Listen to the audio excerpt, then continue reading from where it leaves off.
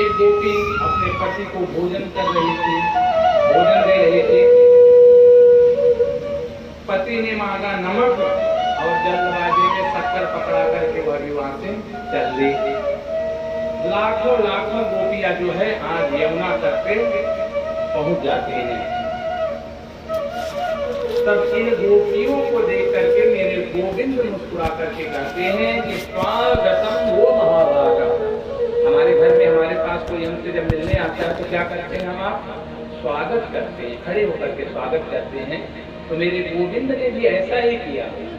गोपियों को आते हुए देख करके गोविंद खड़े हो जाते हैं और कहते हैं आपका स्वागत है, आइए। लेकिन ये बात यह बताइए कि आप लोग रात्रिकालीन रात्रि के समय में अपने पतियों की सेवा छोड़ करके, अपने घर को छोड़ करके इस एकांत निर्जन वन में यमुना के तट पे क्यों आई? और इधर गोपियों को लगा कि गोविंद जो है हम लोगों का स्वागत कर रहा है तो हमारा ही नाम लेकर के बुलाया होगा। और गोविंद क्या कह रहे हैं कि देवियों, स्त्री का परम धर्म होता है कि वह अपने पति की सेवा करे। और आप लोग अपने कर्तव्य से विमुख हो गए, पति की सेवा छोड़ करके इस निर्जन स्थान में अकेले चली आई। भगवान सुखदेव कहते हैं कि परीक्षित, परमात्मा जो है ना, मेरा गोविंद जो है पहले जीव को ठोक पीट करके देखता है कि पक चुका है कभी कच्चा है। और जब पका हुआ रहता है जीव तो अपने पास बुला लेता है, और कच्चा रहता है तो पुनः वापस कर देता है कि जाओ पहले पक करके आओ। भगवान कहते हैं कि देवियों, आप लोगों को अपना कर्तव्य छोड़ करके, अपना धर्म छोड़ करके यहाँ नहीं आना चाहिए एकांत में। मेरे गोविंद कहते हैं कि तुम एक कथा बताता हूँ, पतिव्रता स्त्रियों के लक्षण कैसे होने चाहिए। पतिव्रता कौन है, पतिव्रता का धर्म क्या होता है, उसको ध्यान देकर के सुनो। मेरे गोविंद कहते हैं कि देवियों, एक पतिव्रता स्त्री थी, वह अपने घर के आंगन में बैठ करके चावल कूट रही थी और उसका छोटा सा बालक आंगन में खेल रहा था, क्रीड़ा कर रहा था। उसी समय उस पतिव्रता स्त्री का पति आ जाता है। तो पति क्या करता है, पत्नी के गोद में अपना सर रख लेता है और बात करते करते सो जाता है। और उसका जो बालक आंगन में खेल रहा था, तो पहले कैसा बनता था दूध पकाने के लिए कि आंगन में किनारे गड्ढा खोदते थे, उसमें आग लगाते थे और उसी में मटकी रख करके दूध पकाते थे। तो उस स्त्री के आंगन में वह स्थान था, आग प्रज्वलित थी। तो छोटा सा बालक खेलते खेलते आग की तरफ बढ़ने लगा। अब इधर यह पतिव्रता स्त्री जो है मन में विचार कर रही है कि मैं अब बच्चे को बचाने जाऊंगी तो मेरे पति की नींद टूट जाएगी और मेरा धर्म जो है वह बिगड़ जाएगा। क्योंकि पतिव्रता स्त्री का परम कर्तव्य है, धर्म है कि पति को बिल्कुल कष्ट न होने पाए किसी भी प्रकार से। तो आज वह स्त्री क्या मन में विचार कर रही है कि अब जो होगा सो देखा जाएगा, मेरा बालक बचे या आग में कूद जाए, जल जाए, लेकिन मैं अपने पतिव्रत धर्म को नष्ट नहीं होने दूंगी, अपने पति को नहीं उठाऊंगी। आंख बंद कर लेती हैं, बालक खेलते खेलते अग्निकुंड में कूद जाता है, लेकिन मां सिसकी भी नहीं लेती है कि कहीं मैं आवाज करूंगी तो पति की नींद खुल जाएगी। आंख बंद करके बैठी हुई है।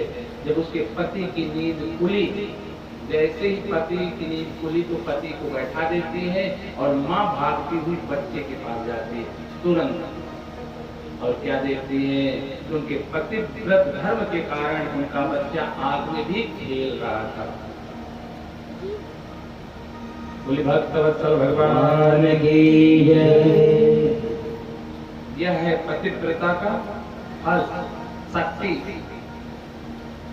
तो मेरे गोविंद कहते हैं देवियों, पतिव्रता स्त्री के लक्षण ऐसे होने चाहिए। और आप लोग अपने पति को छोड़ करके यहाँ एकांत में आ गए हो, आप लोग कैसे पतिव्रता हैं? तो गोपियां कहती हैं कि गोविंद ये कथा होता हमको मत सुनाओ, ऐसी दो चार कथाएं हम लोग भी जानती हैं, बताऊं क्या? मेरे गोविंद बोले अगर जानती हो तो बताओ।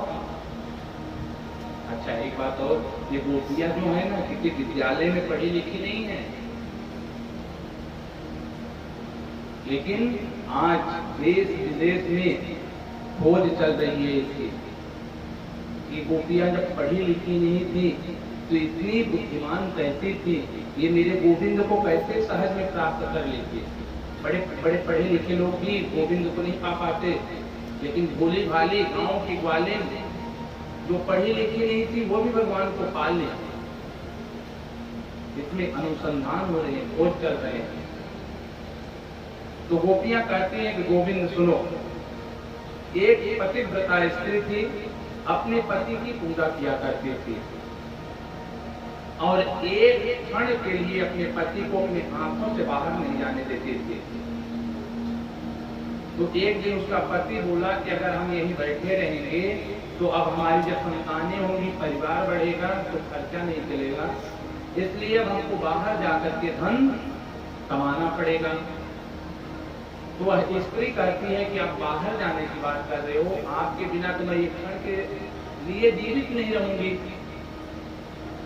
तो पति कहता है कि एक काम करो, मिट्टी की मूर्ति बना करके अपनी तुम्हारे समक्ष रख देता हूँ, तुम यह समझना कि मेरा पति ही है और उसी की पूजा करना और उसी के सहारे जीना, तब तक मैं कुछ धन कमा करके आ जाऊंगा।